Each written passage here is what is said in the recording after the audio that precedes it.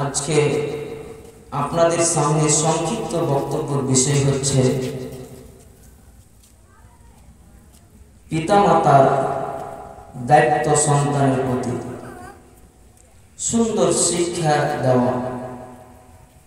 আচ্ছা, আপনাকে একটা কথা জিজ্ঞাসা করছি, আপনারা অনেক দিন ধরে জালসা শুনেন, ওয়াজ শুনেন, কেউ একজন হাত উঠিয়ে বলেন যে শিশু সন্তান, একটা ছোট বাচ্চার যে হক আছে এ সম্পর্কে কেউ বক্তব্য শুনেছেন? একজন হাত তুলেন তো। শুনেননি? একটা শিশু ছোট সন্তান, তারও যে একটা হক আছে এ সম্পর্কে কেউ বক্তব্য শুনেছেন? না, এরকম বক্তব্য হয় না। কেমন করে শুনবেন? জালসা যারা বাপ মার সাথে বেয়াদবি করে, যারা বিড়ি সিগারেট খায়, ওকে তো মুখ কালো করে নামতে করে জালসা থেকে বাড়ি যেতে হবে। কোরআন হাদিস আপনি শুনবেন, শোনার পরে কিছু বুঝবেন। এখানে আমরা সবাই শিখতে এসেছি, আর এখানে শিখতে এসে যদি কিছু শিখতে না পারি তাহলে কাজটা কি হলো? লস হলো। সকালে কাজে যে বিকেলে ঘুরে আসলাম, কিন্তু টাকা দিল না, তো লাভ হলো না লস হলো? লস হয়ে গেল। এখন রাত্রে আমরা জেগে আছি, কার ঘুম পাড়তে হবে, সকালের ব্যবস্থাতে যাবে, তো কিছু শিখতে হবে। দিন যত যাবে মানুষের আচার আচরণ চরিত্র ব্যবহার তত খারাপ হবে, নোংরা হবে, এই কথাই চূড়ান্ত। দিন যত যাবে মানুষের আচার আচরণ চরিত্র তত খারাপ হবে, এই কথাই চূড়ান্ত। আর দিন যত যাবে মূর্খতা কত বাড়বে। আনাস রাদিয়াল্লাহু তাআলা আনহু বলেন, রাসূল সাল্লাল্লাহু আলাইহি সাল্লাম বলেছেন, ইন্না মিন আসরাতিস সাআ, কিয়ামতের আলামত হলো আই ইউরফাউল ইলম, বিদ্যাকে উঠিয়ে নেওয়া হবে, বিদ্যা উঠে যাবে। এই যে দেখেন সমাজে একটা বিচারও সমাজে ঠিকভাবে হচ্ছে সব বিচারকেরা ঝামেলা লাগিয়ে দিচ্ছে, হক আদায় করতে পারে না। কারণ কি? ঘুষ মেরে দিচ্ছে ওর মুখে, তো বিচার ঠিক হবে? জীবনে সুখ আসবে, শান্তি আসবে সমাজে? কখনো আসবে না। এগুলির মূল কারণ হলো বিদ্যা উঠে দেওয়া হবে। রাসূল সাল্লাল্লাহু আলাইহি ওয়াসাল্লাম বলেছেন, ওয়াকসুরাল জাহাল, মূর্খতা বেড়ে যাবে, মূর্খতা বর্ষণ হবে। আল্লাহ রাসূল বলেছেন, সমাজে ফিতনা ফাসাদ ঝামেলা লড়াই লেগে থাকার এক নম্বর কারণ হলো কি? মানুষ যারা দায়িত্বশীল সমাজে, তাদের কাছে বিদ্যা নাই। রাসূল সাল্লাল্লাহু আলাইহি ওয়াসাল্লাম বলেছেন, বিদ্যা উঠে যাবে, অদমের সন্তান অদম, মূর্খর সন্তান মূর্খ, সমাজের দায়িত্ব পালন করবে, নিজের পথভ্রষ্ট হবে, জাতিকে পথভ্রষ্ট করবে। জি বলেন, কালিয়াচক যাননি? আমিও গিয়েছিলাম, আমাদের স্যার রাজু স্যার আমাকে নিয়ে গেছিল, আমিও কালিয়াচক গেছিলাম, মসজিদে গেছিলাম তাবলীগী জালসাতে। ওই মুরব্বিটা কি বলেছিল? যে মডেল বনতে চাইবে, সৌদি আরবের একটা নিয়ম আছে, কেউ যদি মডেল বনে তোকে 3 বছর আলাপ করে মাদ্রাসাতে কোরআন হাদিস পড়তে হয়, খালি মডেল সাহেবকে। রাসূল সাল্লাল্লাহু আলাইহি ওয়াসাল্লাম বলেছেন কি, কোন মানুষকে যদি 2 জনের দায়িত্ব দেওয়া হয় তাহলে তাকে বিনা চুরিতে জবাই করে দেওয়া হয়। দায়িত্ব কত কঠিন জিনিস। আর মডেল মানে মিস্টার আকিরা বসে আছে, খ্যাপা, বুদ্ধিও নেই, তো বিদ্যাও নেই, বুদ্ধিও নেই। যদি বুঝতো তাহলে এই কথা বলতো যে আমি দায়িত্ব পাইনি, রাগ করে থাকবো। কি মানুষ দায়িত্ব সম্পর্কে যদি জানতো তাহলে মেম্বার হওয়ার লেগে কাটাকাটি করতো। মেম্বার তো একটা দায়িত্বশীল, তো বড় দায়িত্বশীল। আমাদের সমাজে ইসলামিক, আমাদের রাষ্ট্রে ইসলামের আইন নাই, বিধান নাই, তো আমরা বুঝতে পারি না। কে মরদ বলবে কে বলবে না। যাই হোক, আল্লাহ তাআলা যেন আমাকে এগুলি থেকে বাঁচার তৌফিক দান করে, আল্লাহুম্মা আমিন। সম্মানিত উপস্থিতি, রাসূল সাল্লাল্লাহু আলাইহি সাল্লাম বলেছেন ইরফাউল ইলম, বিদ্যা উঠে যাবে। কেমন করে বিদ্যা উঠবে? আল্লাহ রাসূল বলেছেন বড় বড় আলেমকে আল্লাহ তাআলা মৃত্যুর মাধ্যমে উঠিয়ে দিবেন। এটা হলো সবথেকে বড় বিদ্যা উঠে যাওয়ার কারণ। যেদিন দুনিয়া থেকে আলেম উঠে যাবে, আলেম যতদিন আছে ততদিন দুনিয়া টিকে আছে। আলেম শেষ তো দুনিয়াও শেষ হয়ে যাবে।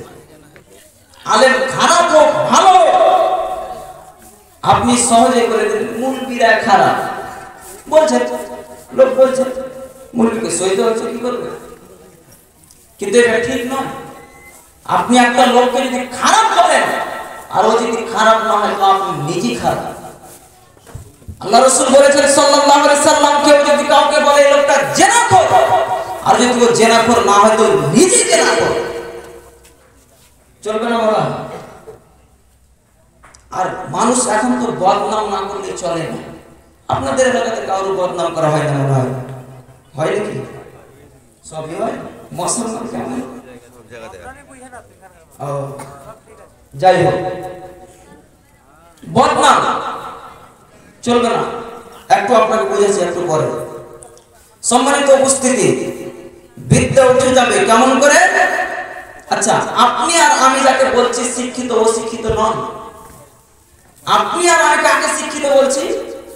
ওই যে একটু আগে বললাম না, ও খেলা গেল ব্যবহার করিও না দেরি, এই শিক্ষিত মানুষ। জি না? গাজাল 10টা মুখস্থি করে কে বলতে পারবে না? এখন একটা লোককে যদি কাম দেওয়া হয়, তোমাকে 10 দিনে 3টা গাজাল মুখস্থি করতে পারবে না? ইনশাআল্লাহ পারবে। আর এখন তো মোবাইলে শুনে শুনে মুখস্থি করে নেবে। আর কেউ কেউ গীত মুখস্থি করে নেবে। বললে আগে বহু গেল মাছ দিকে, মাছ তো বেকাই না তোদের দেশে, গোলাম তাকাইছে যে টেরা চোখে। মূল পেয়েছে জি, এগুলো শিক্ষিত নয়। যাকে আমরা শিক্ষিত বলছি ও শিক্ষিত নয়। আরেকটা উদাহরণ শুনেন, শিক্ষিত কেমন করে নয়। আপনার বেটা কলকাতাতে পড়ছে, আপনি আর আমি কাকে শিক্ষিত বলছি একটু দেখেন। আপনার বেটা ছেলে, আমি কিন্তু বিহারের মানুষ, বাংলা স্পষ্ট বলতে পারি না, উর্দু বলতে পারলে আমি হিন্দির বাবা একদম ফাটিয়ে দেবো উর্দুতে, কিন্তু বাংলা খুব একটু আপনার রাগ কম করবেন। আপনি তো তুমি, তুমি তো আপনি, রাগ করবেন। এবারে শুনেন, একটা উদাহরণ দিচ্ছি। আপনার বেটা এখন কলকাতাতে পড়ছে, 1 কোটি টাকা দিয়ে আপনার বেটাকে আপনি কলকাতাতে ভর্তি করেছেন। ওখানে আপনার বেটা চাকরি পেয়ে গেছে, আলহামদুলিল্লাহ।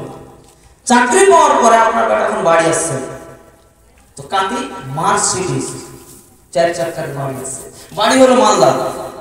আপনার বেটা কলকাতা থেকে এসে মার্সিডিজে কোনখানে নামছে? মালদাতে নামছে। তো আপনার আমি শিক্ষিত বলছি, এমবিবিএস ডাক্তার বলেছে তো বেটা শিক্ষিত সবাই বলছে। তো বেটা এখন মালদাতে নামছে। যখন বেটা মার্সিডিজ কার থেকে নামছে, তখন আপনার ছেলের প্যান্ট টাকনার নামতে আছে, হাতে সিগারেট আছে, আবার বাম হাতে ধাগা বাঁধা আছে। ওই যে স্কুলে কলেজে পড়েছে যে হিন্দু দোস্তি ছিল, বেঁধেছে। ও গাড়ি থেকে নামলো। একটু পরে আপনার বৌমা গাড়ি থেকে নামছে, শরীরে হালকা হালকা কাপড় আছে। একটু পরে আপনার নাতনি গাড়ি থেকে নামছে, গায়ে কাপড়ই নাই। বলেন এও যদি শিক্ষিত হয় তাহলে মূর্খ মানুষকে এই ডাক্তারের 1 কোটি টাকাতে 1 টাকা যদি লাভ হয়ে থাকে তাহলে ইসলাম ধর্ম মিথ্যা হয়ে যাবে। ওয়াল্লাহি আল্লাহর কসম, 1 কোটি টাকা দিয়ে খরচা করে বেটাকে পড়িয়ে 1 টাকা লাভ হয়। বলেন দেখি কোন মায়ের বেটা আমার আছে দাঁড়িয়ে বলবে কি 1 কোটি টাকা দিয়ে বেটাকে পড়াচ্ছে, আমার বেটা কামিয়াবি হয়েছে। আর আমি বাপ কি করছে, চায়ের দোকানে চপর চপর করে গেছে, পানারি মনে মনে কুকুরের মতো প্যাচ প্যাচ করে বোতল, আমার বেটা এমবিবিএস ডাক্তার বেড়ে গেছে। শরম লাগে না? লজ্জা লাগে না? বেশরম কথা না। বেটাকে তুমি কি শিক্ষা দিয়েছো? ওটা টাকনার নামতে কাপড় কিনতে জানে নাকি? কাপড় পুরুষের আগে টাকনার উপরে করতে হয়, আর ছেলে মেয়ের আগে টাকনার নামতে করতে হয়। ও তো 1 কোটি টাকা দিয়ে যেটাই শিখতে পারেন। কি শিখলে? ছাই শিখলেও যে না এই শিক্ষিত নয়। আপনি আর আমি যাকে শিক্ষিত মনে করছি ও শিক্ষিত নয়।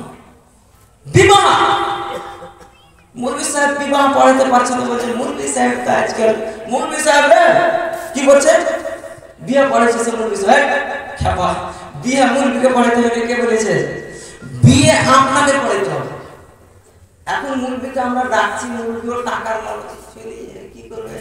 আর আপনিও মূর্খ মানুষ, আপনি কিছু জানেন না, মৌলভী না আসলে রোববারে বিয়ে হবে। বিয়ে হতে শুক্রবারে, তো মৌলভী হচ্ছে কলকাতা, তো কখন বিয়ে হবে? রোববারে হবে। এটা তো কোনটা বেলে বিয়ে আপনাকে পড়াতে হবে, আপনার মেয়ের বিয়ে। বিয়ে এত টাকা নগদ, এত টাকা বাকি, এত টাকা নগদ। আমার মেয়ে খালেদা আপনার সাথে বিবাহ বন্ধনে আবদ্ধ হতে রাজি, তাকে তুমি স্ত্রী হিসেবে কবুল করো। ছেলে বলবে কবুল করলাম, বিয়ে হয়ে গেল। মুরগি কেন ডাকতে গেছিল?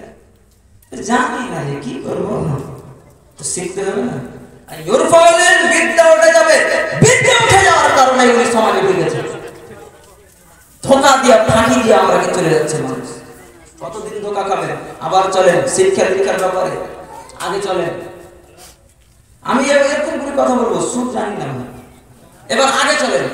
কথা ভালো লাগছে না খারাপ লাগছে? ঠিক আছে, খারাপ লাগবে না, আসসালামু আলাইকুম। এবার চলেন,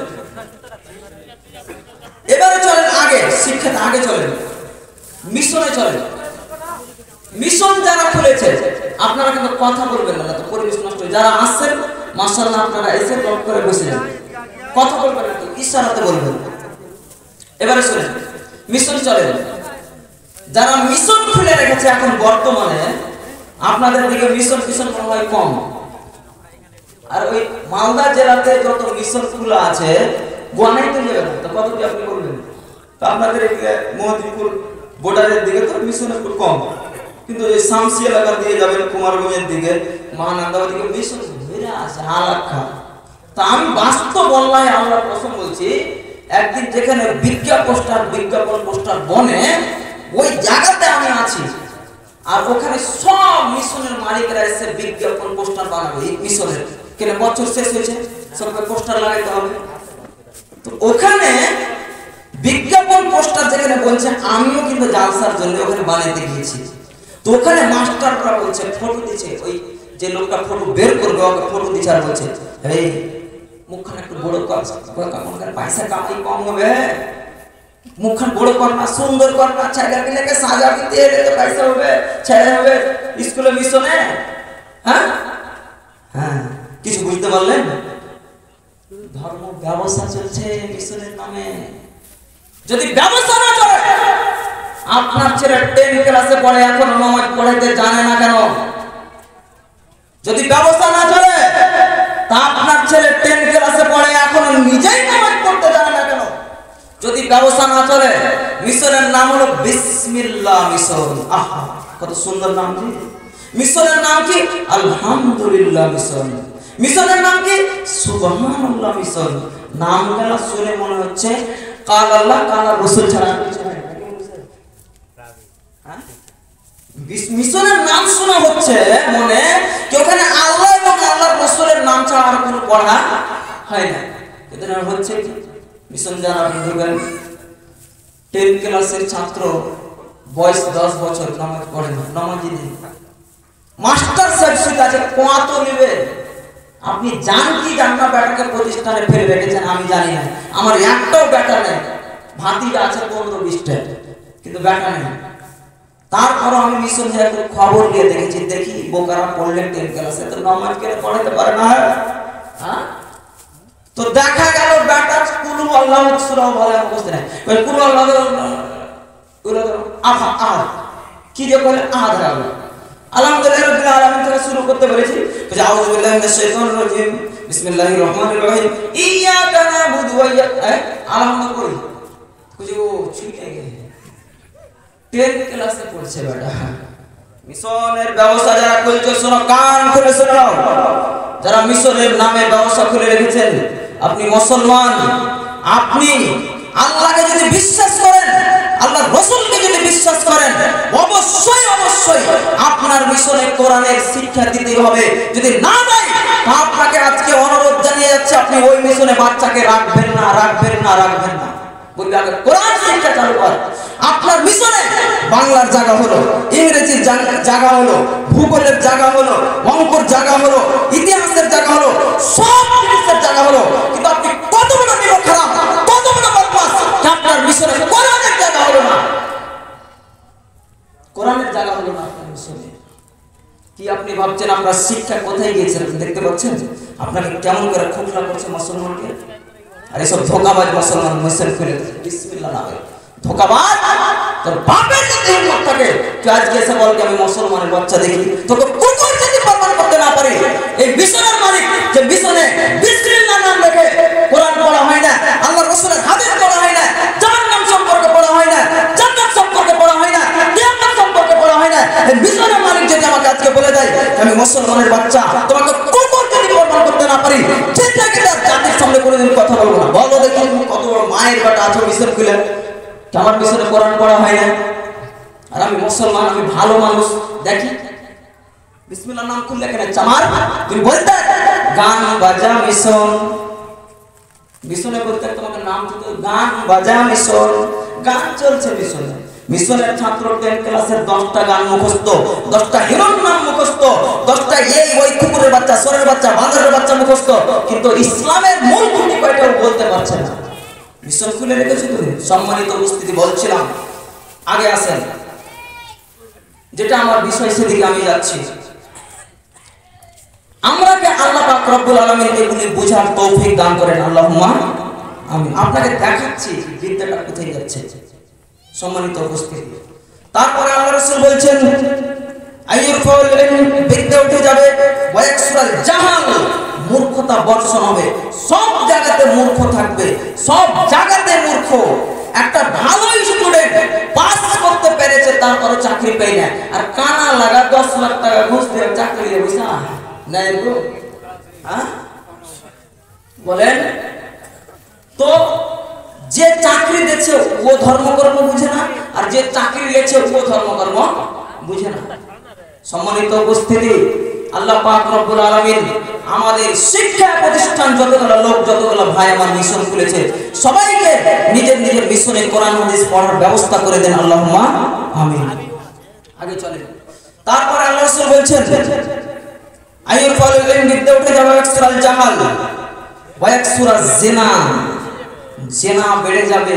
প্রায় মোবাইলে ল্যাংটা মেয়ে আছে। এই বোকা ছেলে, তোমার মোবাইলে এখন ল্যাংটা মেয়ের গান নাই? বলো তো দেখি, বলো এখন একজন বলো কি আমার মোবাইলে নাই? আছে, গান বাজনা আছে। জেনার সাথে সম্পর্ক, জেনার আড্ডা খুলে রেখেছেন আপনি। কেমন করে আমি খুলেছি বলেন?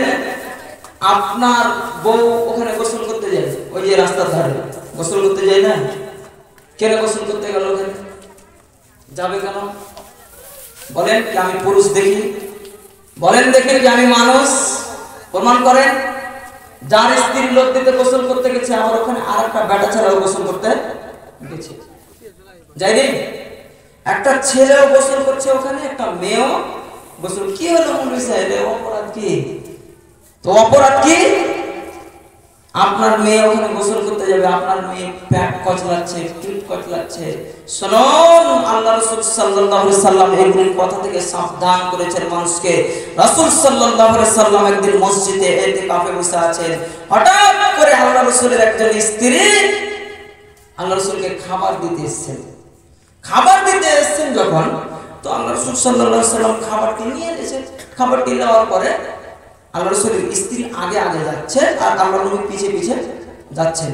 যেতে যেতে যেতে যেতে দুইজন সাহাবী পিছা দিক থেকে আল্লাহ রাসূলের পিছা ধরেছে। তখন আল্লাহ রাসূল, যাই তোমরা কেন যাচ্ছ? বলো সাইড হও। চলো, আল্লাহ রাসূলের স্ত্রী বাড়ি চলে গেলেন, আল্লাহ নবী মসজিদে চলে আসলেন। ওই দুইজন সাহাবী যারাকে বলেছিল পালাও, হাঁটো, তোমরা কেন আমার পিছে সব ধরেছো? আমার স্ত্রী আছে তো। তখন ওই সাহাবী দুটো আল্লাহ রাসূলের কাছে এসে বলছেন, আল্লাহর নবী, নবীদের স্ত্রী আমাদের মা হয়, আর আপনি আমরাকে হটতে বললেন, এটা কেমন হয়ে গেল না? তখন আল্লাহ রাসূল বলছে, শোনো শোনো শোনো, আরে শোনো শোনো শোনো, এই খেপারা শোনো, তোমরা তো খুব ভালো, কিন্তু আমার স্ত্রী যখন আগে আগে হাঁটবে, তোমরা যখন আমার পিছে পিছে হাঁটবে, তো তোমরা খুব ভালো, কিন্তু শয়তান তো খুব খারাপ, তোমার ভিতরে জাগিয়ে দিবে, এ খাদিজার পাখাটা মোটা লাগে না, হ্যাঁ পাঁচা খান, এটা শয়তানে জাগিয়ে দিবে, এটা চলে না। আর আপনার স্ত্রীর গোসলখানা চলে, আপনাকে খারাপ লাগে না? লজ্জা লাগা তো উচিত, খারাপ লাগা একটু উচিত। আমাদের স্ত্রী, আমার 2.5 বছর বিয়ে হওয়া হলো, আমাদের স্ত্রীর যদি কেউ মুখ দেখে লাই তো আমরা বলবো ইন্না লিল্লাহ আস্তাগফিরুল্লাহ, তো মুখ দেখে ছি ছি ছি ছি ছি আস্তাগফিরুল্লাহ, আমাদের মাথায় গরম হয়ে যায়। আমার স্ত্রীর কথা বলছি, কোন মায়ের বেটা যদি প্রমাণ করে দেয় 2.5 বছর বিয়ে হয়েছে, কোন মায়ের বেটা যদি এটা প্রমাণ করে দেয় কে ফারমানের স্ত্রী 2.5 বছর বিয়ে হলো, একদিন যদি কোনোদিন দোকানে যেয়ে থাকে এটা যদি প্রমাণ হয়ে যায়, তাহলে জুতার মালা গলায় দিয়ে আপনার এলাকাতে ঘুরে বেড়াবো আমি। অসম্ভব। শুধু তাই নয়, আমার স্ত্রী যে জায়গাতে গোসল করে ওই জায়গাটা, আমার স্ত্রীকে কেউ যদি কোনোদিন কলের গড়াতে একদিন গোসল করতে কোনো বেটা ছেলে, অপার বেটা ছেলে দেখে থাকে, তাহলে জুতার মালা গলায় দিয়ে আপনার এলাকাতে আমি ঘুরে বেড়াবো। দায়িত্ব কি মনে করছেন আপনি? এত সহজ মনে করে নিলেন ইসলাম ধর্মকে? জিনা ভুলে যান। রাসূল সাল্লাল্লাহু আলাইহি ওয়াসাল্লাম বলেছেন ওয়ায়াকসুরা জিনা, জিনা বৃদ্ধি পাবে, ওয়ায়াকসুরা জিনা ওয়ায়াকসুরা শারবুল খামরে, এবং নিষেধাজ্ঞ দ্রব্যকে মানুষ হালাল মনে করবে, নিষেধাজ্ঞ দ্রব্য বৃদ্ধি পাবে। শুনেন, যারা বিড়ি বেচে, সিগারেট তামাক বেচে, ওরা হালাল মনে করে বেচে, আর খায় না কি মনে করে? হারাম মনে করে। মুরগি বলেছে হারাম, তো খায় না। আর যারা বেচছে ওরা হালাল। আচ্ছা, এখানে কি কেউ বিড়ি কিছু তামাক টামাক মুখে আছে নাকি? ফেলে দেন। এত একটা কথা বলছি। আচ্ছা, তাহলে যদি উল্টি হয়, কোনো মানুষের বমি হয়, তো যখন রাস্তাতে ফেলে দেয় বমি, তো ওই বমিটা এই পশু পাখি, ওই যে পাখি দেয় খায় না, কুড়িয়ে কুড়িয়ে খায় না। মনে করেন কোনো মানুষের বমি হয়ে গেল রাস্তার ধারে, যখন আপনি বমি করে ফেলে দিবেন, তখন ওখানে দেখবেন পশু পাখি এসে খেয়ে নিলে, এবার পশু পাখি খেয়ে নিলে। কিন্তু আপনি যখন গুটকা মধু খায় পিঠ ফেলছেন, তখন কোনো ইত্যাদি খাইছে? বিড়ি খেয়ে চুষার পরে মুঠা খান যখন ফেলছেন, নাইড়া খান বিড়ি, তখন কিছু দিয়ে খাচ্ছে কি? খায় না। তার মানে উল্টির থেকে খারাপ বিড়ি আর তামাক, এরা উল্টির থেকে খারাপ জিনিস খাচ্ছে। ঠিক ঠিক ঠিক, আস্তে খারাপ, তোমার খারাপ লাগে না? একটু তো লজ্জা হওয়া, খারাপ হওয়া উচিত, কিন্তু খারাপ লাগে না। ছি ছি, আজকের পর কান ধরে উঠেন, আল্লাহ জিন্দেগি তার কোনদিন বিড়ি সিগারেট তামাক জর্দা মুখে ভরবো না, আল্লাহ যেন আমাকে কবুল করেন, বলেন আল্লাহুম্মা আমিন। আর খাবেন না। রাসূল সাল্লাল্লাহু আলাইহি ওয়াসাল্লাম বলেছেন 4 শ্রেণীর লোকের উপরে জান্নাত হারাম, 4 শ্রেণীর লোক জান্নাতে যাবে না, 4 শ্রেণীর লোক জান্নাতে যাবে না। আর আব্দুল্লাহ ইবনে আমর রাদিয়াল্লাহু তাআলা আনহু قال قال রাসূলুল্লাহ সাল্লাল্লাহু আলাইহি ওয়াসাল্লাম লা ইয়াদখুলুল জান্নাতা আকুন, বাপমাকে মানে না যে জান্নাতে যাবে না সে। 2 ওয়ালা কাম্মারুন, যারা নিয়মিত এই যে আইপিএল এর খেল খেলে, মুসলমান বাচ্চা আইপিএল এর খেল খেলছে, আইপিএল মোবাইলে হার জিত হয় না টাকা, ওগুলি খেলছে। যারা জুয়া, নিয়মিত জুয়া, আইপিএল এর খেল হোক, কোনো ক্যারাম বোর্ড, লুডু, জুয়া, তাস, যতগুলি মোবাইল আছে, আপনার ছেলের মোবাইল আছে, আপনি আজকেই ছেলের কাছে যে মোবাইল কেড়ে নেবেন, সবকে একবার চোর মুচার করে ফেলে দিবেন। আয় বেটা, তোর মোবাইলে থাকছে মানে এইগুলি জিনিস, তোর মার মতো দাঁতে বাড়ি জিনিস, তুই তোর কত বড় উম্মত যেগুলি জিনিস মোবাইলে থাকবে। ওয়ালা তামারুন, যারা জুয়ায় অংশগ্রহণ করবে, লটারিও জুয়াতে অংশগ্রহণ করবে, তারা জান্নাতে যাবে না। 3 ওয়ালা মান্নানুন, খোটা দানকারী জান্নাতে যাবে না। যারা খোটা দেয় মানুষকে ভালোই করার পরে বলে, তারা জান্নাতে যাবে না। ওয়ালা মুদমিনুল খামার, নিয়মিত বিড়ি সিগারেট তামাক জর্দা যারা খাবে, তারা জান্নাতে যাবে না। এই হাদিস পড়ে আছে, হাদিস করতে কে বলবে?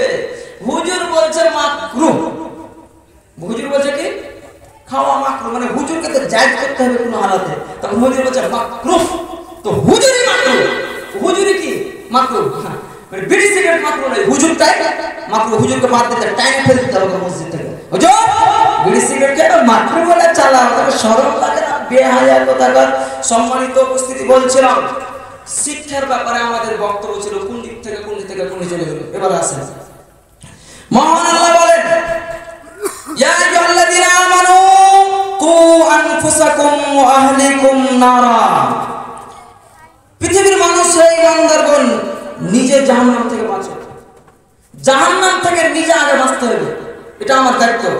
সব আগে কাকে বাঁচতে হবে বলেন তো? সবাই বাড়ির লোককে জাহান্নাম থেকে আল্লাহ বাঁচাতে বলছেন না নিজকে বাঁচাতে বলছেন? কাকে বলছেন? আগে নিজেকে। গ্রামের লোক বাদ দেন, পড়োশি বাদ দেন, এই বাদ দেন, ওই বাদ দেন, কার বহু কার বেটি সব সময় খালি লিয়া পড়ে আছে। চামার নিজের ঠিকানা পরের ঠিকানা বসে আছে। শরম লাগে না? লজ্জা নেই? বেহায়া কোথাকার, নিজের দাড়ি ঠিক হয়নি আর পরের দাড়ি নিয়ে পড়ে আছে, মুরগির দাড়ি নিয়ে পড়ে আছে। মুরগি কেটে দেয় রে, টাইম কেটে তোর দলিল। আচ্ছা, কোন মুরগি কি দলিল হয়ে গেছে নাকি? মুরগি হওয়ার লাগে মুরগি দলিল নাকি? হ্যাঁ, কোরআন হাদিস দলিল। রাসূল সাল্লাল্লাহু আলাইহি ওয়াসাল্লাম যখন দুনিয়া থেকে বিদায় হলেন কি বললেন? তারাকতু ফীকুম আমরাইন লান তাযিল্লু মা তামাসসাকতুম বিহিমা কিতাবাল্লাহি ওয়া সুন্নাতান নবী। আল্লাহ রাসূল বললেন, আমি দুনিয়া থেকে চলে গেলাম, সব পৃথিবীর মানুষ দুইটা জিনিস ছেড়ে গেলাম। কয়টা? দুইটা। এক, কিতাবুল্লাহ কোরআন মাজিদ। দুই, হাদিস। যখনই কোনো মানুষের কোনো জিনিসের লড়াই ঝগড়া লেগে যাবে, যে কোনো জিনিসে যখন লড়াই ঝগড়া লেগে যাবে, আল্লাহ রাসূল বলেছেন দৌড়াও কোরআন হাদিস দেখো। বলেছে মুরগি দেখো, মুরগি দাঁড়িয়ে দেখে বলেছে মুরগি সামনে কেটে যায়, কেটে না মুরগি দলিল। মূর্খতা এগুলা, জাহেল মূর্খ। জীবনে শিক্ষিত লোকে বলার কথা বলবে না, যার ভিতরে একটু বিবেক জ্ঞান আছে ও কখনো বলবে না, মুরগিকে টানাটানি করবে না। সম্মানিত উপস্থিতি, মহান আল্লাহ বলছেন, ইয়া আইয়ুহাল্লাযীনা আমানু, নিজে জাহান্নাম থেকে বাঁচো। নিজে জাহান্নাম থেকে বাঁচার সবচেয়ে বড় মাধ্যম হলো এক, রাসূল সাল্লাল্লাহু আলাইহি ওয়াসাল্লামকে জিজ্ঞাসা করলেন। উকবা বিন আমির রাদিয়াল্লাহু তাআলা আনহু বলেন, রাসূল সাল্লাল্লাহু আলাইহি ওয়াসাল্লাম বলেছেন, রাসূল সাল্লাল্লাহু আলাইহি ওয়াসাল্লামকে আমরা একদিন জিজ্ঞাসা করলাম, আল্লাহ রাসূল, মান নাজাত, বাঁচার পথ কি? জাহান্নাম থেকে কি করে বাঁচতে পারি? তখন আল্লাহ রাসূল বলছেন, আমসিক আলাইকা লিসানিক, মুখ বন্ধ রাখো, মুখ বন্ধ রাখো, মুখকে বন্ধ রাখো, এখানে ওখানে যায় না, বসিও না, কারো বদনাম করিও না। শুনে দুটো লোক এক পাশে একজনের বদনাম করছে, দেখেন কত ভয়াবহ জিনিস, মুখ কত খারাপ জিনিস, জিভাটা দেখবেন। আল্লাহ রাসূল বলছেন, সঙ্গে সঙ্গে বলতে পারো মানুষকে ধাক্কা দিয়ে জাহান্নামে ফেলে দিতে পারে, জিনিসটার নাম কি? সঙ্গে সঙ্গে বলতে পারো মানুষকে ধাক্কা দিয়ে জাহান্নামে ফেলে দিতে পারে, সেই জিনিসটার নাম কি? তখন আল্লাহ রাসূল বলছেন, কাল্লা, আল্লাহ রাসূল আমরা জানি না। তখন আল্লাহ রাসূল এই জিহ্বা, আল্লাহ রাসূল ফিরে বলছেন, এই জিহ্বাতে মানুষকে ধাক্কা মেরে ফেলে দিতে পারে জাহান্নামে। কেমন করে দেখবেন? দেখেন, দুইটা লোক বদনাম করছে, কার? মাওলানা মোশাররফ সাহেবের বদনাম করছে। দুইটা লোক বলছে, ও খারাপ, ও এরকম রাগ করে বলছে, ও খারাপ, ও এরকম, ওর বহু এরকম। তো মাওলানা মোশাররফ সাহেব দুটা লোক বদনাম করছে। তখন আমার মতন মুরগি যা বলছে, তোরা ঠিকই বলছিস। তো আল্লাহ রাসূল বলছেন, এখন তিনজনা পাপের সমান সমান। যারা দুইজনা বদনাম করছিল তারাও, আর যে একটু বললে শুধু কি বলেছে ওখানে, কি তোরা ঠিকই বলছি, তার জন্য এখন তিনজন সমান সমান পাপী। এখন আর কাবা ঘর যাওয়া লাভ দেবে না। কাবা ঘর যায় যদি কেউ কাবা ঘরের পাথরকে ধরে নেয় হাজরা আসওয়াদের, আর এভাবে ঠুকে দিলে, কেউ যদি চলে যায় আরাফার ময়দান, আর আরাফার ময়দান যা বলে, আল্লাহ ক্ষমা করে দাও, আল্লাহ মাফ করে দাও, আল্লাহ বলছে, না না না না, এই যাও যাও যাও, আগে যার বদনাম করেছিলে ওর কাছে আগে মাফ নিয়েছো, তারপর আমি ক্ষমা করবো। তো সবাই বুঝে নিলেন, লোকের বদনাম করে দিলেন, তুই ঠিকই করেছিস। জিন্দেগিতে কোনদিন কারোর বদনাম করে বেড়াবে না, তওবা করে উঠেন। আল্লাহ যেন আমাকে হেদায়েত দান করে, আল্লাহুম্মা আমিন। সব আমিন কইলেন, আর ভোর থেকে দেখছি কি হয়েছে, ভোরের চায়ের জন্য আসেন। সম্মানিত উপস্থিতি, রাসূল সাল্লাল্লাহু আলাইহি ওয়াসাল্লামকে জিজ্ঞাসা করা হলো, মান নাজাত, বাঁচার পথ কি? তখন আল্লাহ রাসূল বললেন, আমসিক আলাইকা লিসানিক, তুমি নিজের জবানকে, নিজের ভাষাকে, নিজের মুখকে কন্ট্রোল রাখো, বন্ধ রাখো, মুখ বন্ধ করে থাকো সব সময়। দুই, আল্লাহ রাসূল বললেন, তোমরা বাড়িতেই থাকো। একজন পুরুষ মানুষ বাড়ির বাইরে যেতে পারবে না বিনা পরিচয়ে। মহিলা তো বহুত দূরের কথা, আপনাদের স্ত্রী তো গলিতে আর পড়োশের বাড়ি না গেলে ওর পেটের বাতি হজম হয়ে যায়। এখানে ঢকসা করে খেয়ে আর হজম করলে এখানে ঘুরে বেড়েছে বাগান বাগান, আর পরের বাড়ি আপনার স্ত্রী। শরম লাগে না? বিয়ে হয়ে যায় মহিলারা আছে নাকি? সম্মানিত উপস্থিতি, বলছিলাম এই মহিলা আপনাকে বলছি, রাসূল সাল্লাল্লাহু আলাইহি ওয়াসাল্লাম যখন মিরাজ থেকে আসলেন, জাহান্নাম ভ্রমণ করে দেখে আসলেন, তখন আল্লাহ রাসূল মহিলারা বলছে, এই শুনো, এই মহিলার দলেরা তোমরা বেশি বেশি দান করো। কি করো? দান করো। তখন আল্লাহ রাসূল বলছেন, স্যার মহিলাগণ, আল্লাহ নবী বুঝতে পারলাম না, আমরা বেশি বেশি দান করবো কেন? তখন বলছে, এই জাহান্নাম দেখতে দেখছি খালি নারী আর নারী, খালি নারী আর নারী। জাহান্নামে খালি বেটি ছেলে আর বেটি ছেলে, বেটি ছেলে আর বেটি ছেলে, কিছু পুরুষ। জাহান্নামে সব থেকে বেশি যাবে বেটি ছেলেরা জাহান্নামে। কেন? বেটি ছেলেরা বেশি বেশি মানুষের বদনামই করে থাকে, মানে বদনাম না করলে পেটের ভাত হজম হয় না। মহিলারা আর কেন জাহান্নামে যাবে? মহিলারা জাহান্নামে যাবে পুরুষের নাশুকরিয়া আদায় করছে। আর পুরুষ পুরা দিন নাম কাজ করে ওকে 6 বছর থেকে খিলেছে, 6 বছর থেকে খাবার দাবার সব খিলেছে। এবারে একদিন বলেছে জি আজ যাবে তো মাছ দিয়ে আসছে, তো বড় মাছ মদিপুর বাজার থেকে। তখন বেচারা বলছে কি ঠিক আছে মাছ দিয়ে আসবো, কিন্তু বেচারা গেছে বাজার, বাজার যায় কিন্তু মাছ বিকা হয়ে গেছে, মাছ নাই বাজারে। ঘুরে আসছে বাড়ি, কিন্তু হাতের দিকে তাকাইছে, বাড়ি এসে তো বলছে মাছ কই যে, কই মাছ উড়িয়ে গেছে। কই তুমি জিন্দেগি তার মাছ আসতে পারবে না। আল্লাহ রাসূল বলছে একটা মহিলার জন্য জাহান্নাম যাওয়ার জন্য এই কথাটাই যথেষ্ট। জি এত সহজ। মা বোন আপনারা জীবনে কোনোদিন স্বামীর অমান্য করবেন না। স্বামী যা বলবে তাই মেনে চলতে হবে, না তো খোলা তালাক করে পালিয়ে যেতে হবে নিজের মায়ের বাড়ি। অত জান্নাত হারাম। আমার বাপ আমার স্ত্রীকে একদিন বলছে, কোনো কথা নেই, সবারই বাড়তে টেনশন ঝামেলা হয়, মুরগি স্যার বাড়তে হয় না, বলছে মুরগি বাড়তে হয়েছে। তো একদিন আমার বাপ আমার স্ত্রীকে বলছে না সবটি বউকে জড়ো করতেছে, আমার ভাইরা 10টা। তো আমার বাপ সবটি বউকে ডেকে বলছে শোন শোন তোরা শোন, কি দেখ তোর আমি শ্বশুর, আমার কথা যদি একটু না মানিস তো চলবে, তোর লেগে জান্নাত হবে। আমার বাপ বলছে বউ রাখে এইভাবে। তারপরে বলছে শোন তোর শাশুড়ির কথা যদি তুই না মানিস তাও তোর জান্নাত হবে, কিন্তু তোর স্বামীর কথা যদি না মানিস তো জান্নাত হবে। আমার বাপ এইভাবে বলছে, উপদেশ দিচ্ছে ছেলেকে। আল্লাহ যেন আমার বাপ যতদিন বেঁচে আছে আল্লাহ যেন এভাবে দিনের উপরে অটল থাকার তৌফিক দান করেন সমস্ত পিতাকে, আল্লাহুম্মা আমিন। সম্মানিত উপস্থিতি, বলছিলাম রাসূল সাল্লাল্লাহু আলাইহি ওয়াসাল্লামকে বললেন মান নাজাত, বাঁচার পথ কি? 2 নম্বরে আল্লাহ রাসূল বললেন এটা। 3 আল্লাহ রাসূল বলছেন মান নাজাত, 3 নম্বর নিজে জাহান্নাম থেকে বাঁচার 3 নম্বর পথ হলো পাপের জন্য কাঁদতে হবে সবসময়।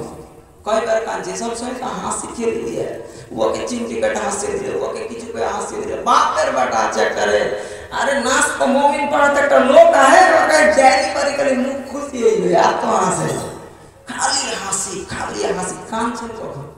আমরা কাঁদছি কখন? সময় উঠতে হবে, আল্লাহর কাছে নিজের পাপের জন্য কাঁদতে হবে। আল্লাহ যেন আমাকে সেই তৌফিক দান করে, আল্লাহুম্মা আমিন। সম্মানিত উপস্থিতি, বলছিলাম রাসূল সাল্লাল্লাহু আলাইহি সাল্লামের ভাষা এবং আল্লাহর ভাষা এক। ইয়া আইয়ুহাল্লাযীনা আমানু কু আনফুসাকুম আহলিকুম নারা, নিজে জাহান্নাম থেকে বাঁচো, নিজের পরিবারকে জাহান্নাম থেকে বাঁচাও। এবারে নিজে বাঁচার আমরা 3টা পথ পেলাম। 1 মুখ বন্ধ রাখতে হবে। 2 নিজে জাহান্নাম থেকে বাঁচার, এটা ধ্যান দিয়ে শুনবেন আপনারা। নিজে জাহান্নাম থেকে বাঁচার 1 নম্বর পথ, একটা রাস্তা কি? 1 মুখ বন্ধ রাখতে হবে। 2 বাড়িতে থাকতে হবে, জেল কেসে ঘুরে বেড়াতে হবে না, যার তার দোকানে লাগা দিয়ে বসতে হবে না। 3 পাপের জন্য সমস্যা রাতে মাঝে মাঝে উঠে কান্না করতে হবে আল্লাহর কাছে। রাসূল সাল্লাল্লাহু আলাইহি ওয়াসাল্লাম বলেছেন কোন মানুষ যদি আল্লাহর ভয়ে রাতে উঠে যায়, আর উঠে যদি আল্লাহর কাছে এভাবে হাত তুলে রাতে দিনে যে কোনো টাইমে কোন মানুষ যদি হাত উঠে দেয় আল্লাহর কাছে আর কাঁদতে লাগে, আল্লাহ যত পাপ করেছি তুমি ক্ষমা করে দাও, তুমি বড় রহমান, তুমি বড় রহিম, তুমি বড় গফুর, আল্লাহ তুমি ক্ষমা করে দাও। আল্লাহ রাসূল বলেছেন দোয়া করতে করতে যদি কোনো মানুষের চোখের পানি 1 ফোঁটা বাড়িয়ে যায়, তো গাভীর ওলান থেকে দুধ বের করে ঢুকানো যেমন অসম্ভব, মানুষ যদি আল্লাহর ভয়ে 1 ফোঁটা চোখের পানি বের করে দেয়, তাহলে জাহান্নামে ঢোকা তেমনি অসম্ভব যেমন গাভীর দুধ ওলান থেকে দুধ বের করে ঢুকানো যেমন অসম্ভব। কাঞ্চি কখন আমরা হাসি খেলে করে দিন কাটছে। 2 ওয়া আহলিকুম নারা, নিজের পরে পরে আল্লাহ বলছে নিজের পরিবারকে জাহান্নাম থেকে বাঁচাতে হবে। পরিবারকে জাহান্নাম থেকে কি করে বাঁচাবে? তার রাস্তা জাহান্নাম থেকে পরিবারকে বাঁচানোর 1 নম্বর পথ ওই যে সূরা লোকমান হাকিম একটি বিশাল বড় ঈমানদার দিনদার মুত্তাকিন লোক ছিল। আল্লাহ পাক রব্বুল আলামিন লোকমান হাকিমের আদর্শ, সে কোনো নবী নয়, কিন্তু এত আদর্শবান, এত নেককার, এত দিনদার, এত পরোজি ছিল। লোকমান হাকিমের উপদেশ এত সুন্দর ছিল, আল্লাহ রাব্বুল আলামিন লোকমান হাকিমের উপদেশকে এত সুন্দর করে পছন্দ করেছেন আল্লাহ কিয়ামত পর্যন্ত লোকমান হাকিমের উপদেশকে কোরআন মাজিদে তুলে দিয়েছেন। আর একটা সূরার নামই রেখে দিয়েছেন লোকমান সূরা। কি লোকমান সূরাটা আছে? লোকমানের উপদেশ কি ছিল শুনেন। লোকমান হাকিম তার সন্তানকে পাশে রেখে বলছেন, ইয়া বুনাইয়া লা তুশরিক বিল্লাহ। এবার দেখেন সন্তানকে জাহান্নাম থেকে বাঁচানোর রাস্তা দেখাচ্ছি আপনাকে। ইয়া বুনাইয়া লা তুশরিক বিল্লাহ। লোকমান বলছেন, ও আমার আদর সন্তান, পুত্র সন্তান, কি লা তুশরিক বিল্লাহ, বেটা আল্লাহর সাথে শিরক করিও না। ছেলে মেয়েকে জাহান্নাম থেকে বাঁচার সবচেয়ে বড় মাধ্যম হলো, রাস্তা হলো ছেলে মেয়েকে শিরক মুক্ত করতে হবে, শিরক থেকে বাঁচাইতে হবে। আর একটা ছেলে হওয়ার পরে পরে ওর গলাতে জ্বরের লেগে আর হাতে এমন করে তাবিজ বেঁধেছে, এত তো শিরকে ডুবিয়ে দিয়েছে বাপ মা। রাসূল সাল্লাল্লাহু আলাইহি ওয়াসাল্লামের হাদিস শুনেন। আর নবী হুরায়রা রাদিয়াল্লাহু তাআলা আনহু قال رسول الله صلى الله عليه وسلم كل مولود إلا يولد على الفطرة فأبواه يحودانه أو ينصرانه أو يمجسانه। আবু হুরায়রা রাদিয়াল্লাহু তাআলা আনহু থেকে বর্ণিত, তিনি বলেন রাসূল সাল্লাল্লাহু আলাইহি ওয়াসাল্লাম বলেন, প্রত্যেকটা সন্তান ইসলামের উপরে জন্মগ্রহণ করে, প্রত্যেকটা সন্তান ইসলামের উপরে সাদা সাপটা হয়ে জন্মগ্রহণ করে। আপনারা শুনেননি ওই হাদিস? আল্লাহ রাসূল বলেননি কেউ যদি হজ করতে যায় আর যদি হজটা কবুল হয়ে যায় তাহলে কতখানি নেকি হবে? মোটামুটি একটা ছেলে যখন মার পেট থেকে হয় কোনো পাপ যেমন থাকে না, কারো যদি হজ কবুল হয়ে যায় তেমন কোনো তার কোনো পাপ থাকবে না। এত হজের ফজিলত রাসূল সাল্লাল্লাহু আলাইহি ওয়াসাল্লাম বলেছেন, একটা সন্তান সাধারণ হয়ে সুন্দর হয়ে ইসলামের উপরে জন্ম নেয়, ফাআবাওয়াহু, তার বাপ মা তাকে কি করে? ফাআবাওয়াহু ইউহাউদানিহি আও ইউনাসসারানিহি আও ইউমাজ্জিসানিহি। রাসূল সাল্লাল্লাহু আলাইহি ওয়াসাল্লাম বলেছেন, তার বাপ মা তাকে ইহুদি বানিয়ে দেয়, তার বাপ মা তাকে খ্রিস্টান বানিয়ে দেয়, তার বাপ মা তাকে দম বানিয়ে দেয়, তার বাপ মা তাকে চামার বানিয়ে দেয়। ওই যে 1 কোটি টাকা দিয়ে খরচ করে যে ডাক্তার বানাচ্ছে এমবিবিএস, টাকার নামতে এখনো কাউকে দিতে জানে না। তার মানে এই শিক্ষাটা কার বলেন তো? আর বাপ জমি বেচে টাকা দিয়েছিল 1 কোটি টাকা, না তো এমবিবিএস বন্ধ করতো? সম্মানিত উপস্থিতি, আবু হুরায়রা রাদিয়াল্লাহু তাআলা আনহু থেকে বর্ণিত হাদিসটি, রাসূল সাল্লাল্লাহু আলাইহি ওয়াসাল্লাম বলেছেন, পিতা মাতাকে তার বাপ মা জাহান্নামে ভরে আর বাপ মাই জাহান্নাম থেকে বের করে, যেটা ইচ্ছা বাপ মা পারবে। তো লোকমান বলছেন, ইয়া বুনাইয়া লা তুশরিক বিল্লাহ, বেটা শিরক করিও না, ইন্নাশ শিরকা, নিশ্চয়ই শিরক লাযুলমুন আযীম, মহা পাপ। শিরক সবচেয়ে বড় জুলুম। লোকমান হাকিম তার সন্তানকে এভাবে ভয় দেখাচ্ছেন, ডর দেখাচ্ছেন, পাপের কাজ থেকে বাঁচতে বলছেন। ছেলে মেয়েকে জাহান্নাম থেকে বাঁচার 1 নম্বর সবচেয়ে বড় পথ হলো, ছেলে মেয়েকে জাহান্নাম থেকে বাঁচানোর 1 নম্বর পথ হলো শিরক মুক্ত করতে হবে। ছেলে মেয়েকে তাবিজ বানা একেবারে হারানো টোটালি চলবে না। মান তাআল্লাকা তামিমাতান ফাকাদ আশরাকা। আব্দুল্লাহ ইবনে মাসউদ রাদিয়াল্লাহু তাআলা আনহু বাড়ি এসেছেন, আসার পরে দেখছে তার স্ত্রীর গলাতে একটা তাবিজ লটকা আছে। তখন যায়, আয়েশা তোমার গলাতে তাবিজ কেন? তখন বলছে কি ফুনসি বাড়িয়ে গিয়ে শরীরে তাবিজ দিছি তো গলাতে ফুনসি ভালো হয়েছে, আর তাবিজ যখন খুলে দিয়েছি তখন ফুনসি আবার বেড়ে যাচ্ছে। তখন আব্দুল্লাহ ইবনে মাসউদের জবাব শুনেন, মান তাআল্লাকা তামিমাতান, আমার স্ত্রী তুমি রাসূলের হাদিস শুনোনি, নবীর হাদিস শুনোনি তুমি? মান তাআল্লাকা তামিমাতান ফাকাদ আশরাকা। আব্দুল্লাহ ইবনে মাসউদ নিজের স্ত্রীর গলাতে হাত পড়লেন আর তাবিজকে ছিঁড়ে ফেলে দিলেন। মান তাআল্লাকা তামিমাতান ফাকাদ আশরাকা, শিরক করিও না। সম্মানিত উপস্থিতি, 1 নম্বর। 2 নম্বর, ছেলে মেয়েকে জাহান্নাম থেকে বাঁচার 2 নম্বর পথ লোকমান হাকিমের উপদেশ দেখেন। লোকমান হাকিম বলছেন, কি বলছেন? লোকমান হাকিম বেটাকে 2 নম্বরে বলছেন, বেটা আল্লাহ কত আল্লাহর শক্তি দেখাচ্ছে বলেন। দেখেন আল্লাহর শক্তি দেখাচ্ছে, বেটা আল্লাহ কত মহান, আল্লাহর কত শক্তি দেখবে বেটা। আসমানের উপরে, জমিনের নিচে, পাহাড়কে গর্ত করে, পাহাড়ের ভিতরে ছিদ্র করে, পাহাড়ের ভিতরে ঢুকে, ইন্নাল্লাহা লাতীফুন খাবীর, কেউ যদি পাহাড়ের ভিতরে ছিদ্র করে পাহাড়ের ভিতরে ঢুকে যায় বেটা, বেটা কেউ যদি পাহাড়ের ভিতরে ছিদ্র করে ঢুকে যায়, আপনারা এদিকে ধ্যান করে থাকেন, হ্যাঁ ধ্যান দিয়ে থাকেন। আমি রোজ আসবো নাকি? আজকে আমি শেষ করে দেবো তো, আর বেশিক্ষণ আপনারা বুঝে নিচ্ছি। আপনার প্রধান বক্তা ঘরে আছে, চলে আসবে, এখন মধুর কণ্ঠে চলবে ইনশাআল্লাহ। এবারে শুনেন লোকমান হাকিমের উপদেশ শুনেন। বেটাকে বলছে, বেটা আসমানের উপরে, জমিনের নিচে, এমনকি পাহাড়কে ছিদ্র করে পাহাড়ের গর্তের ভিতরে যদি কোনো মানুষ ঢুকে যায়, আর এই গর্তের ভিতরে লুকিয়ে লুকিয়ে যদি কেউ একটা জাররা পরিমাণ পাপ করে বেটা, কিয়ামতের দিন ইন্নাল্লাহ লাতীফুল খাবীর, আল্লাহ তাআলা তার সামনে সবার সামনে উপস্থিত করে দিবে বেটা। আল্লাহ তোমার সামনে গিয়ে হাজির করে দিবে বেটা। বেটা বেটাকে আল্লাহর ক্ষমতা দেখাচ্ছে। 2 নম্বরে লোকমান হাকিমের 2 নম্বর উপদেশ দেখেন বেটা, শুনেন 2 নম্বর উপদেশ দেখেন। লোকমান হাকিম বলেছেন, ইয়া বুনাইয়া আকিমুস সালাহ, বেটা ও আমার আদরের সন্তান, নামাজ কায়েম করো।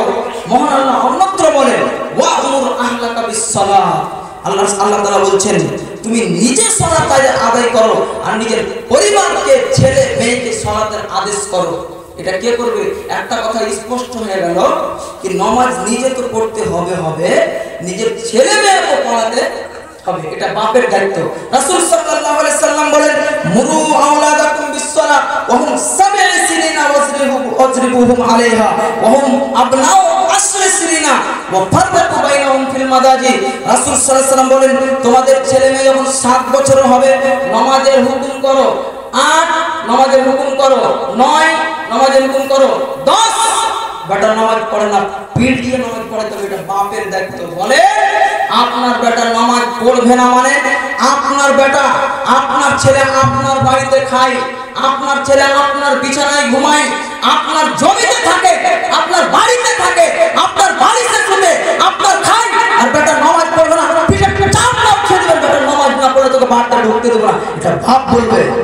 আর বেটা খারাপ হয়ে গেছে, মুরগির কাছে দিয়ে গেছে, আর বাড়ি ও স্বামী তো কেরালা আছে, বাড়ি গিয়েছে মুরগির কাছে, আর স্ত্রী মুরগির কাছে, মুরগি সাহেব আমার বেটা একটু খারাপ হয়েছে, বলেন তো বুদ্ধি খারাপ হয়ে গেছে, তোর সামান্য তুই কেরালের পয়সা চপর চপর করে খাবি, হ্যাঁ তুমি কেরালের পয়সা চপর চপর করে খাবে, আর মুরগি ঠিক করবে, মুরগি দায়িত্ব নিয়ে বসে আছে, তুমি টিফিন আগে থেকে বসে বসে সময় কাটাবা। হ্যাঁ স্বামী গেছে পার্কিংয়ে কাজ করতে, তখন ছেলে মেয়েকে দেখবে কে বলেন তো? স্ত্রী দেখবে। আলা কুল্লুকুম রাইন ওয়া কুল্লুকুম মাসউলুন আন রাইয়াতি। রাসূল সাল্লাল্লাহু আলাইহি ওয়াসাল্লাম বলেছেন তার বাপ মা হচ্ছে দায়িত্বশীল, যখন বাপ বাড়িতে থাকবে তো বাপ বলবে, মা বলবে, বাপ যদি বাড়িতে না থাকে তো মা বলবে। শুনেন একটু শুনেন, দেখেন এদিকে একটু দেখেন তো।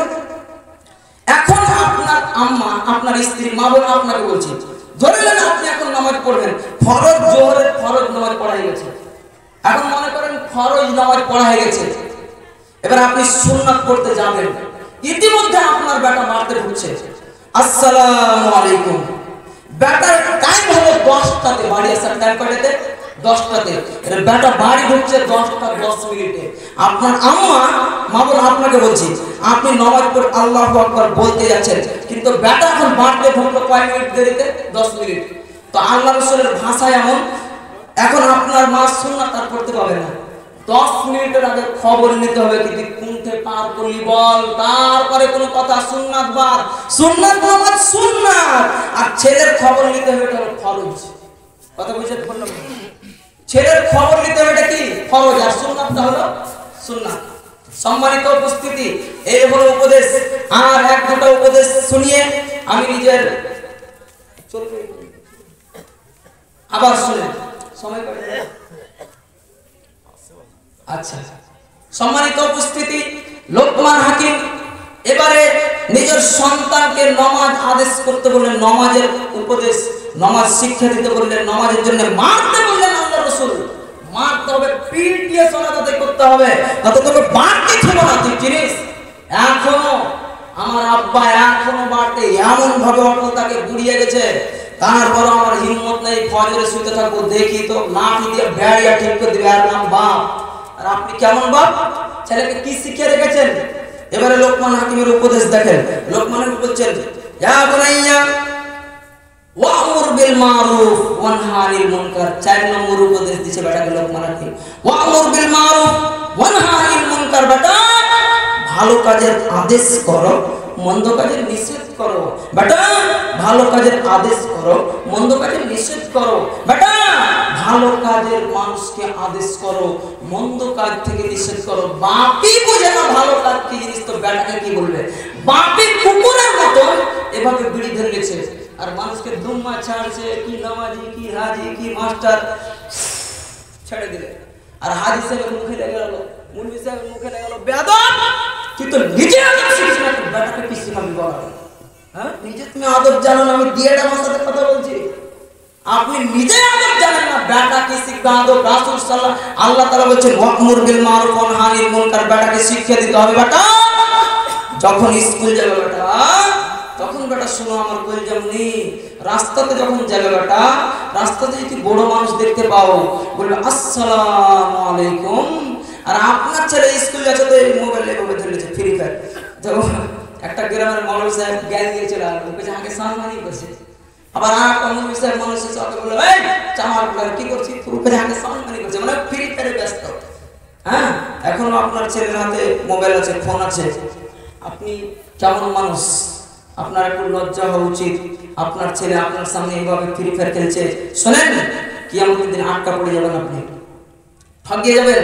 আজকে আপনি এই দুনিয়াতে ঠকিয়ে যাবেন, আপনি এই দুনিয়াতে আপনার গলার উপরে চড়ে আপনার বেটা বলবে আল্লাহু আকবার আল্লাহু আকবার, বাপ মায়ের তল থেকে বলবে কি করবে বেটা আজান কেন দিয়ে পায়ের গলাতে চড়ে, তখন বলে আব্বা মোহনের আজান শিখানো গেলে তখন গলাতে চড়ে আজান দিয়েছে।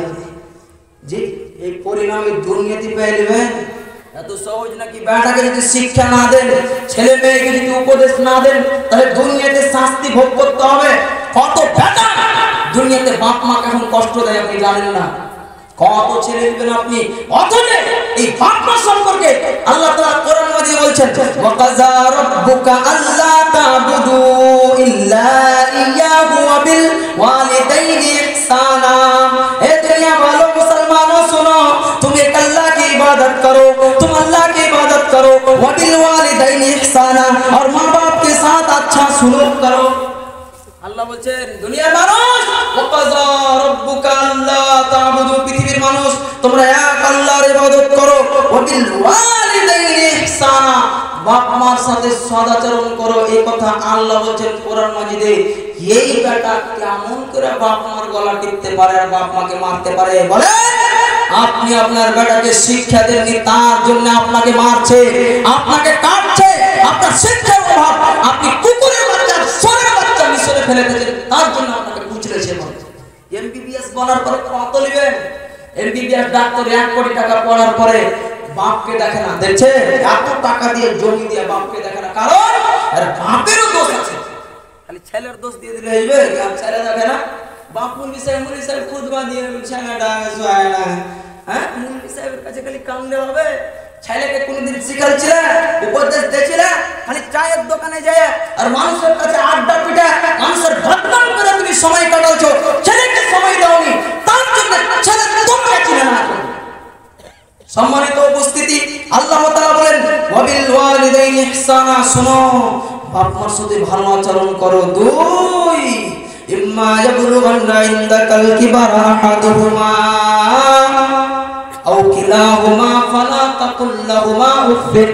আল্লাহ বলছেন ও পৃথিবীর মানুষ তোমরা এক আল্লাহর ইবাদত করো, পিতামাতার সাথে সদাচরণ করো। 2 আল্লাহ তাআলা বলছেন এবারে তোমার বাবা মা বিশেষ করে যখন বৃদ্ধ অবস্থায় চলে আসবে, যখন তোমার বাবা মা বুড়িয়ে যাবে, বিশেষ করে যখন তারা বুড়া হয়ে যাবে, তখন তাদের সামনে তুমি আর খারাপ আচরণ করিও না। উফিন ওয়ালা তানহারহুমা, তুমি উফ শব্দ বলিও না, এভাবে বলিও না। বাপরে বুড়ির আওয়াজ আর শুনতে ভালো লাগে না, খারাপ লাগছে। আল্লাহ বলছে কথা তোমার বাপ মার সামনে উফ শব্দ পর্যন্ত বলিও না, এই কথা আল্লাহর আদেশ। এটা অথচ আপনার ছেলে মিশনে 10 ক্লাসে পড়ে, এই আয়াতই পড়েনি এখন। অথচ আপনার ছেলে মাধ্যমিক, ম্যাট্রিক, এইচএস, বিএড, ইএড, জিএড যত আছে সব পড়েছে, এবিসিডি থেকে জেড লাগ করেছে, তারপর আপনার বেটা এখন এই আয়াতই জানে না। কেমন করে বাপ মার সাথে ভালো আচরণ করবে আপনারা বলেন? করবে এই ছেলে? একে তো কোরআনের আয়াতে শিক্ষা দেওয়া হয়নি। মুলবিরা যে বাপ মাকে দেখে না, হ্যাঁ কথা ফাইসা গেল না? মুলবিরা বললাম না একটু আগে, মুলবি দলিল লয়, দলিল হলো কোরআন হাদিস। মুলবি ভালো আচরণ করে না তো তুমিও করবে না নাকি? এটা দলিল, এটা কোরআন হাদিস বলছে? জি না, কোরআন হাদিস মেনে চলতে হবে, কোন মুলবিকে মেনে চলতে ফারমান যতই গলা বাজে টাকা এই মুলবির 1 পয়সা দাম নাই। এমনকি উমর রাদিয়াল্লাহু তাআলা যদি কোনো কথা বলে আর সেই কথা যদি আল্লাহর রাসূলের এবং আল্লাহর না হয় তো কথা মানা যাবে না, অসম্ভব কথা। আল্লাহ তাআলা বলেন উফিন ওয়ালা তানহারহুমা, উফ শব্দ বাপ মাকে বলতে পাওয়া যাবে না। সম্মানিত উপস্থিতি, আপনাকে কি দিয়ে বুঝাই? এই বয়সে আল্লাহ এই কথা কেন বললেন? একটু তো আগে আল্লাহ বললেন ওয়াবিল ওয়ালিদাইনি ইহসানা, বাপ মার সাথে সদাচরণ করো। তারপরে আবার আল্লাহ চাপ দিচ্ছে উফিন, উফ শব্দ বলে দাও। আর একটু আগে আল্লাহ না, কথা আপনারা বুঝতে পারেননি না, আবার বলেন আল্লাহ বলছেন ওয়াবিল ওয়ালিদাইনি ইহসানা, বাপ মার সাথে ভালো আচরণ করো। একটু আগে তো আল্লাহ বললেন, তারপরে একটু আগে আরেকটু যে আল্লাহ বলছেন উফিন ওয়ালা তানহারহুমা, উফ শব্দ বলে দাও। এটার মানে বোঝা গেল না? সম্মানিত উপস্থিতি, আপনাকে বুঝাই আমি, শুনেন। যখন কোনো মানুষ বৃদ্ধ হয়ে যায়, বুড়িয়ে যায়, তো মানুষের বুদ্ধি ছোট চাঁড়ার মতন হয়ে যায়। বুঝতে পারবেন কথাটা? বুঝেন, আয়াতের সারমর্মটা বুঝতে হবে আপনাকে। যখন কোনো মানুষ বৃদ্ধ হয়ে যাবে, তার বুদ্ধি আচরণ কেমন হয়ে যাবে? ছোট ছেলের মতন হয়ে যাবে। ওগুলো রসগোল্লা খাবো, আন্দাজি কথা। এতদিন বললেন আম্মা রসগোল্লা দিব, এতদিন আপনি বলছেন আম্মা এখন আপনার মা জবান আছে, ভালো আছে, তখন বলছেন আমার রসগোল্লা নিয়ে আসবো না বেটা, না ওগুলো করিস না, তোরা নিয়ে আসিস না। আম্মা সেফ নিয়ে আসবো না বেটা, না ওগুলো করিস না, সেফ তোরা নিয়ে আসিস না, তোরা আপনার ব্যবস্থা করতো, খালি তোরা টাকা খরচা করছি। কিন্তু বাপ মা দেখবে যখন বুড়িয়ে গেছে তখন বলছে বেটা সেফ নিয়ে আসিস তো বেটা, বেটা একটা ওই ই গেল বাতাসা গেল, আজিব আজিব কথা। তখন আপনাকে বুঝে দিতে হবে আমার বাপ মার বিবেক ঠিক নাই, বুড়িয়ে গেছে, এটা আপনাকে বুঝতে হবে। তখন আল্লাহ বলছেন এই সময়তে কি করতে হবে? উফিন, উফ শব্দ বলতে হবে না। কেন? তুমি যখন ছোট ছিলে, তুমি তোমার বাপ মার কোলে ছিলে, তোমার বাপ মা যখন বুড়িয়ে যাবে, এখন তোমার বাপ মা তোমার কোলে, তোমার হাতে, তোমাকে সব করতে হবে, পানি খরচ করতে হবে, তোমাকে সব করতে হবে তোমাকে। শুধু তাই নয়, আল্লাহ তাআলা বলছেন উফিন ওয়ালা তানহারহুমা, তোমার ভিতরে যত দয়া আছে, যত প্রেম, যত ভালোবাসা, সবকে বাপ মার জন্য লুটিয়ে দিতে হবে, সব ভালোবাসা। সম্মানিত উপস্থিতি, আপনাকে কি দিয়ে বুঝাই বাপ মার সাথে কেমন আচরণ করতে হবে? সম্মানিত উপস্থিতি, শুনেন একটা ঘটনা। বোম্বাইয়ের মাটিতে সুমাইয়া গ্রাউন্ড আছে একটা। সুমাইয়া গ্রাউন্ড কোনটা? ওই যে ডাক্তার জাকির নাইক যেখানে প্রোগ্রাম করেছিল সুমাইয়া গ্রাউন্ড বোম্বাইয়ে, তো ওখানে সুমাইয়া গ্রাউন্ডের পাশে একটা মসজিদ আছে। আর সুমাইয়া গ্রাউন্ডের পাশে মসজিদের পিছা দিকে একটা বিশাল বড় বাজার আছে। তো ওই মসজিদে একটা লোক ঢুকে অন্য টাইমে, মানে আউট টাইমে ঢুকে এভাবে দোয়া করছে মসজিদের কোণাতে, দোয়া করতে আছে, দোয়া করতে আছে, চোখের পানি ঝরাইছে। এই ঘটনাটা বলছি আপনাকে, শুনুন। দোয়া করতে আছে, দোয়া করতে আছে। একটা লোক আসলো, আসার পরে ঢুকে দেখছে কি হ্যাঁ ও কিন্তু ছোটা নামাজ পড়বে। তো মসজিদে ঢুকে দেখছে, তো মসজিদের কোণাতে একটা লোক কেনে চিল্লেছে, দোয়া করে চিল্লেছে, কেনে চিল্লেছে। ওই লোকটা নামাজ পড়া হয়ে গেল, তারপরে দেখছে লোকটা কাঁদছে। তখন ওই লোকটা নামাজ পড়ে মসজিদের বারান্দাতে বসে গেল, দেখি ছাড়ো কি আছে, কে কাঁদছে এরকম করে। এবারে শুনেন, লোকটা কাঁদছে, আল্লাহর কাছে দোয়া করছে। অন্য লোকটা নামাজ পড়ে ফারিগ হয়ে গেল, এখনো কান্না করতে আছে। মসজিদের গেটে লোকটা বসে গেছেন, আর বসে যাওয়ার পরে বলছে আল্লাহ আমি কি হেল্প করতে পারি? এই লোকটা এত মুসিবতে পড়ে আছে, আমি যদি পারি কিছু হেল্প করতে পারি। লোকটা যতক্ষণ না আসবে ততক্ষণ পর্যন্ত আমি মসজিদের গেটে বসে থাকবো। মসজিদের গেটে বসে গেল। লোকটা ধোয়া করার পরে এবারে মসজিদের গেটের মনে বেরিয়ে আসছে। বেরিয়ে আসছে কি করছে? মসজিদের গেটের দিকে বেরিয়ে আসছে। আস্তে আস্তে আস্তে আস্তে আস্তে আস্তে আস্তে আস্তে মসজিদের গেটে লোকটা দাঁড়িয়ে আছে। বলছে ভাই শুনো শুনো শুনো, শুনে এসে রুকু রুকু, তোমাকে দেখছি তুমি কেন চলে গিয়েছো? একটু আগে আসলাম নামাজ পড়তে, ছোটা নামাজ, তুমি কাঁদছিলে, আবার নামাজ পড়া গেল তাও তুমি কাঁদছিলে কেন? এই 500 টাকা বের করে বলছে যে আপনি 500 টাকা নেবেন, যদি কোনো কষ্ট থাকে তো আমি 500 টাকা আপনাকে দিতে পারবো, নিয়ে নেবেন কষ্ট সারা। ঠিক আছে, 500 টাকা দিলাম। তখন লোকটা এইভাবে ঘাড়ে হাত দিয়ে দিয়েছে, ঘাড়ে হাত দিয়ে বলছে ভাই তুমি কেন কাঁদছো জানো? তুমি টাকা দিচ্ছ 500, সুমাইয়া গ্রাউন্ডের পাশে এই যে বাজারটা দেখছো, এই পুরো বাজারটা হচ্ছে আমার। তোমার কাছে 500 টাকা আমি দেব না, তোমার পকেটে তুমি পয়সা রেখে দাও, তোমার পয়সা আমাকে দরকার নাই। ভাই রে আমি কেন কাঁদছিলাম তুমি শোনো। আমার মা জনম দুঃখিনী মা হসপিটালের ভিতরে আছে। আমি জানি আমি যতই টাকার মালিক হোক না কেন, কোটি টাকার মালিক হোক না কেন, আমার মাকে আল্লাহ ছাড়া কেউ ভালো করতে পারবে না, আল্লাহ ছাড়া কেউ শেফা দিতে পারবে না, আল্লাহ ছাড়া কেউ আরোগ্য দিতে পারবে না। তার জন্য আমি আল্লাহর কাছে দোয়া করছি। আমি এত টাকার মালিক হতে পারি, মার্কেট আমার, বাজার আমার, টাকা আমার, সব আমার হতে পারে, কিন্তু আল্লাহ যদি আমার মাকে ভালো না করে তো টাকা দিয়ে আমি আমার মাকে বাঁচাইতে পারবো না। তার জন্য আল্লাহর কাছে দোয়া করছিলাম। অনুরূপ ভাবে আল্লাহ বলছেন ওয়ালা তানহারহুমা ওয়া কুর রাব্বিরহামহুমা কামা রাব্বায়ানি সাগীরা। যখন তোমার বাবা মা বৃদ্ধ হয়ে যাবে, যখন তোমার বাবা মা কবরে চলে যাবে, বাপ মার জন্য দুই হাত উত্তোলন করে উঠে নাও আর চোখের পানি ফেলে ফেলে দোয়া করো, আল্লাহ আমার বাবা মা কত কষ্ট করে মানুষ করেছে, কত কষ্ট করে খিলাচ্ছে, কত জায়গাতে আমার বাবা আমাকে মানুষ করার জন্য গালি খেয়েছে, কত জায়গাতে তেল সাবুনের ব্যবস্থা করেছে, কত কষ্ট করে পড়াচ্ছে, কত কষ্ট করে গাড়ি নিয়ে দিয়েছে। মাবুদ মাওলা রে, তুমি আমার বাপ মা বাল্য অবস্থায় যেভাবে আমাকে দেখেছে, তুমি আজকে আমার বাবা মাকে দেখে নাও। সুবহানাল্লাহ। জি, বাপ মা মরে যায় তাও চুপ নেই, বাপ মাকে কি করতে হবে? দোয়া করতে হবে। কিন্তু আমরা করছি, করি না।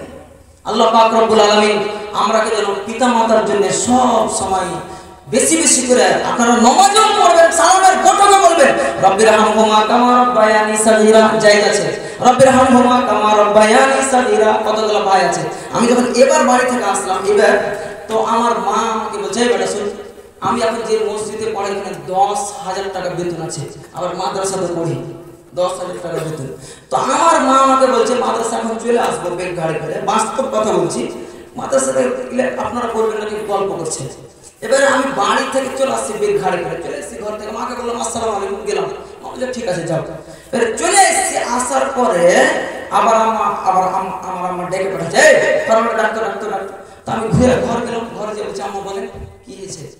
তখন আম্মা বলছে কি বেটা, ও আমার জন্ম দুঃখীর বেটা, তুমি যাচ্ছ মসজিদ, বেটা রে পায়ে ব্যথা, আমার খুব বেশি পায়ে ব্যথা হচ্ছে, হাতে ব্যথা, বেটা রে যখন তুই মাদ্রাসা যাবি, মসজিদ যাবি, বেটা তুই আমার জন্য দোয়া করিস।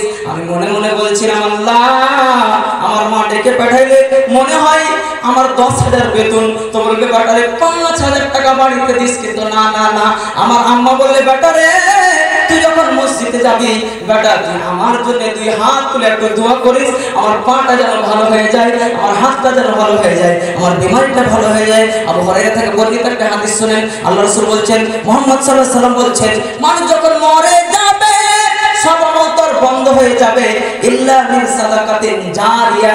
মানুষ যখন মরে যাবে তার সমস্ত আমলগুলো বন্ধ হয়ে যাবে, কিন্তু তিনটা আমল এমন আছে মানুষ যখন মরে গেল সুবহানাল্লাহ বলার নেকি খতম হয়ে গেল, আল্লাহু আকবার বলার নেকি খতম হয়ে গেল, সব নেকি বন্ধ, আর তো কোরআন পড়তে পারবে না, কারণ কবরে চলে গেছে। আল্লাহ রাসূল বলছেন মানুষ যখন মরে যাবে তিনটা আমল মানুষের দুনিয়াতে চালু থেকে যাবে, তিনটা আমল দুনিয়াতে চালু থেকে যাবে। তার মধ্যে কি? ইল্লা মিন সাদাকাতিন জারিয়া। এক নম্বর হলো সাদকায়ে জারিয়া, যে টাকাটা আপনি মসজিদে দিয়েছেন, যে টাকাটা মসজিদের ফ্যান লাগিয়ে দিয়েছেন, মসজিদে আপনি ছাদের জন্য একটা সিমেন্টের গোড়া দিয়েছেন, যতদিন পর্যন্ত মসজিদ চলবে আর ছাদটা চালু থাকবে, এই ছাদের নামতে যত মানুষ নামাজ পড়বে, আপনার দেওয়া ফ্যানের নামতে যত মানুষ নামাজ পড়বে, আপনি কবরে চলে যাওয়ার পরেও আপনার কবরে এই ফ্যানটা এই সিমেন্টের গোড়াটার নেকি আপনার কবরে পৌঁছিতে থাকবে। নম্বর 2 আল্লাহ রাসূল বলছেন আও ইলমিন ইনতাফাউ বিহি। 2 নম্বর আল্লাহ রাসূল বলেন সেই বিদ্যাটা, যে বিদ্যা আপনি মানুষকে শিক্ষা দিয়ে গেলেন, একটা দোয়া শিক্ষা দিলেন, কোরআন শিক্ষা দিলেন, ভালো কথা শিক্ষা দিলেন, বিসমিল্লাহ শিক্ষা দিলেন, এই আমলটা সেই লোকটা যতদিন করবে কবরে যাওয়ার পরেও তার কবরে এই নেকিটা পৌঁছতে থাকবে।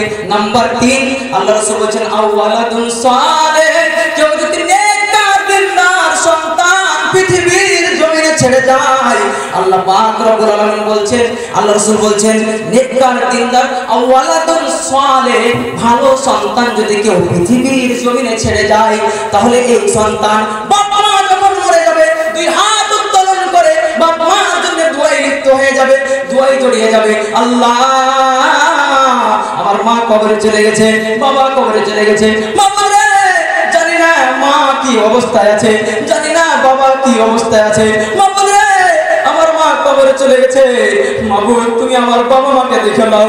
আল্লাহ কবরে কি করছে, দুই হাত তুলে যখন সন্তানটা দোয়া করবে, আল্লাহ রাসূল বলছেন মুহাম্মদ সাল্লাল্লাহু আলাইহি সাল্লাম 1450 বছর আগে বলে গেলেন, আল্লাহ রাসূল বলছেন কবরে এই দোয়া নেককার সন্তানের দোয়াটা কবর পর্যন্ত পৌঁছে যাবে। আল্লাহ পাক রব্বুল আলামিনকে দোয়া করছি, আল্লাহ যেন আমাকে সবাইকে সন্তান দান করে দেয়, আল্লাহুম্মা আমিন। সুবহানাল্লাহ। আল্লাহ পাক রব্বুল আলামিনের কাছে আমরা দোয়া করি, আল্লাহ যেন আমাকে সবাইকে নিজের সন্তানকে সুশিক্ষা দেওয়ার ব্যবস্থা করে দেন, তৌফিক দান করেন, আল্লাহুম্মা আমিন। আল্লাহ এখন পর্যন্ত যারা আমরা নামাজ পড়ি না, 5 ওয়াক্তের নামাজ পড়ার তৌফিক দান করো, আল্লাহুম্মা আমিন।